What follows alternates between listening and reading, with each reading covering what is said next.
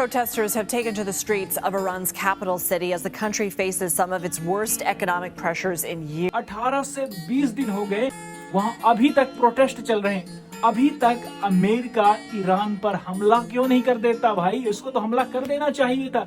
आए दिन ट्रंप चच्चा धमकी दे रहे हैं ईरान में कि अगर वहां ईरान की सरकार ने प्रदर्शनकारियों पर अगर हमला करना स्टार्ट किया तो अमेरिका उनको छोड़ेगा नहीं, डायरेक्ट हमला कर देगा। लेकिन क्या कारण है कि अमेरिका अभी तक ईरान पर हमला नहीं किया है? अमेरिका की जो पावर शक्ति इस समय चरम पे है। जब से वेनेजुएला की सरकार को वहां से रातों रात उठवा लिया, तब से अमेरिका चाहे ग्रीनलैंड को धमकी देता हो, चाहे पूरे यूरोप को धमकी देता हो, अभी आपने देखा कि ईरान जैसे एक छोटे से कंट्री पर हमला क्यों नहीं कर रहा है। ईरान में कई न्यूज रिपोर्ट्स का कहना है कि ईरान में लगभग अभी तक 12,000 से ज्यादा लोग मारे जा चुके हैं और ह्यूमन राइट्स एक्टिविटीज का कहना है कि लगभग 2,500 लोग प्रोटेस्ट मारे जा चुके हैं जो प्रदर्शनकारी कर रहे हैं, जिसमें से 150 लोग खामनेई के भी लोग मारे जा चुके हैं जो वहां की लॉ एंड ऑर्डर संभाल रही है।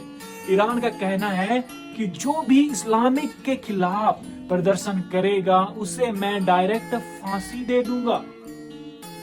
अभी पता है द गार्डियन न्यूज का रिपोर्ट है कि चीन के बाद ईरान सबसे ज्यादा फांसी देने वाला देश बन चुका है। आपने देखा है कि 2022 में कैसे जब एक लड़की इस्लामिक कानून के खिलाफ उसने एक हिजाब पहनने से मना किया तो उस लड़की को जेल में डाल के उसको इतना पीटा गया कि उसकी डेथ तक हो गई। फिर बहुत ज्यादा प्रोटेस्ट हुए, लेकिन उनमें से जो लोगों को गिरफ्तार किया गया उसे फांसी दे दी गई।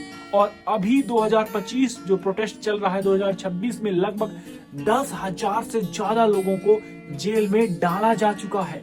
ईरान के जेल तक फुल हो चुके हैं। आप सोचिए अब ईरान में कैसे प्रोटेस्ट किस लेवल तक बढ़ चुका है, आप सोच नहीं सकते हैं। सबसे बड़ी सवाल ये उठता है कि एक बार प्रदर्शनकारी खामनेई सरकार को वहां से उखाड़ फेंकते हैं तो ईरान के गद्दी पर वर्तमान में कौन बैठेगा?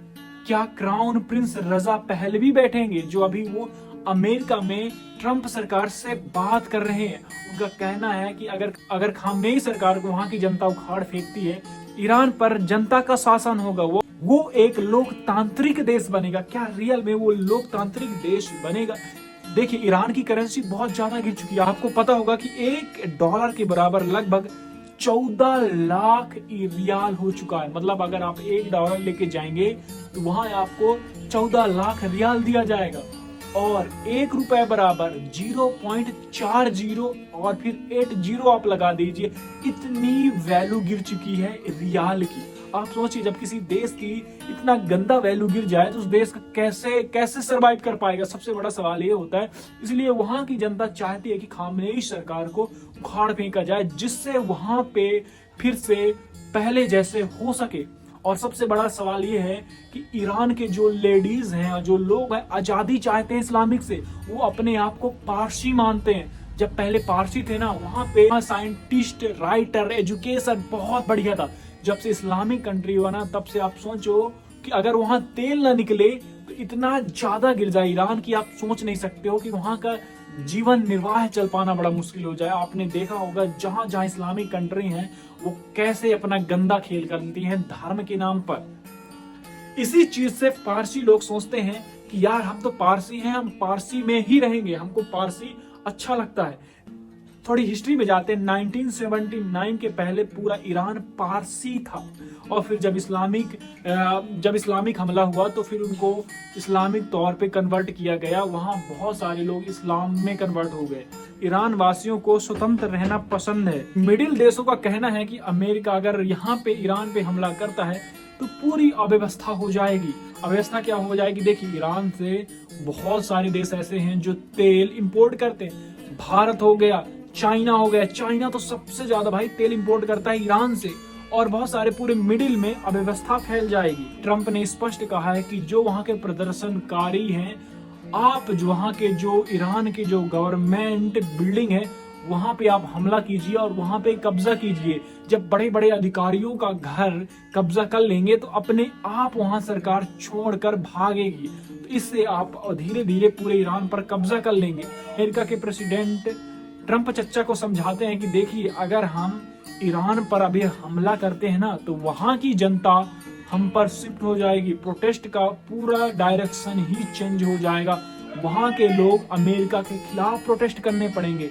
इसलिए वहां हमें हमला नहीं करना है, इनडायरेक्ट तरीके से वहां पे कंट्रोल जमाना है कि जनताओं को भिड़का के। अमेरिका चाहती है कि वहां की जनता इतना भयंकर भड़के कि जिससे ईरान की सरकार उनको कंट्रोल कर पाना मुश्किल पड़ जाए। भारत सरकार ने कहा जो लोग ईरान में फंसे हुए हैं भारत के, चाहे वो पर्यटक हो, चाहे टूरिस्ट हो, चाहे कुछ भी, चाहे स्टूडेंट हो, वो तुरंत या कि ईरान को छोड़ दे। अगर वहां फंस भी गए तो वहां के बिल्डिंग से बाहर ना निकले, जिस हाल में है वैसे ही रहें, क्योंकि उनके साथ घटना कुछ भी हो सकता है। अमेरिका कभी भी हमला भी कर सकता है। ये कहना है भारत का जो मंत्रालय, विदेश मंत्रालय ने एडवाइजरी जारी की है। ईरान ने बुधवार को लगभग 500 से ज्यादा सबको दफनाया है ईरान के तेहरान यूनिवर्सिटी में। आप सोचिए, ईरान इस तरह उबल रहा है कि जैसे आप सोच नहीं सकते। जहां भारत के मुसलमान, जैसे होता है ना, कहीं भी जब किसी कंट्री में मुसलमानों पर अटैक होता है तो उस पे झंडा लेके बाहर निकलते, लेकिन ऐसा नहीं मिलेगा कि इस टाइम पे जब ईरान में 12,000 से ज्यादा लोग मारे जा चुके हों तो भारत के मुस्लिम प्रोटेस्ट करने के लिए नहीं निकल रहे हैं। अब उनकी जो मुस्लिम भाईचारा गायब हो चुकी है। ये भाई दोगलापन भारत में रहने वाले लोगों की। क्या क्राउन प्रिंस रजा पहलवी गद्दी पर बैठेंगे, या ईरान की जनता के हाथों में सरकार जाएगी, या लोकतांत्रिक देश हो जाएगा? अभी 35 से 36 साल